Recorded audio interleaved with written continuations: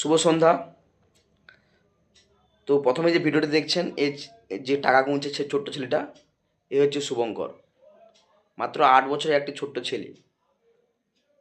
এই হচ্ছে এই বর্তমান বলতে পারো বা ফিউচারের মেরুদণ্ড, মাথা উঁচু করে বাঁচার একটি ছোট্ট ছেলে। তো কেন বলছি, এই হচ্ছে শুভঙ্কর। এর বাবা ছেলে চলে গেছে, এর মা লোকের বাড়িতে কাজ করে খায়, ছোট্ট বোন আছে।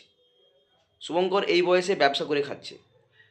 তো চাইলে শুভঙ্করকে ভিক্ষে করে খেতে পারতো, তো না, পেন বিক্রি করে খাচ্ছে ট্রেনে ট্রেনে।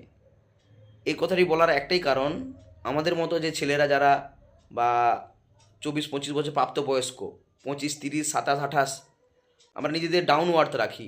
কিছু হচ্ছে না, কিছু করতে পারছি না, নিজেদের অনেক হুনু মনে করি, অনেক বড় শিক্ষিত, তাই এই কাজ ছোট, এই কাজ ছোট, কাজ করছি না, নিজের লড়াইটাকে থামিয়ে রাখছি, গুছিয়ে যাচ্ছি, খাচ্ছি।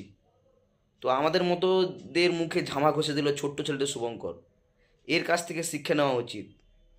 এই হচ্ছে আসল কারিগর আমি আমার দৃষ্টিতে।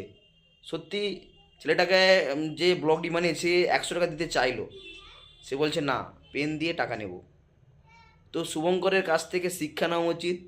যারা বর্তমান 1,500 টাকার লাইনে দাঁড়িয়েছে তাদের জন্য ভিডিওটি। 1,500 টাকা আত্মসম্মান বিক্রি করে দিচ্ছে, কিন্তু শুভঙ্কর 100 টাকার জন্য নিজের আত্মসম্মান বিক্রি করছে না, ভিক্ষা করছে না, পেন বিক্রি করে খাচ্ছে।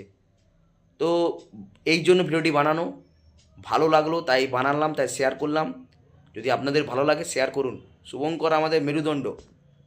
তো থ্যাংক ইউ এভরিওয়ান, মাই সকল ফেসবুক বন্ধুদের অসংখ্য ধন্যবাদ।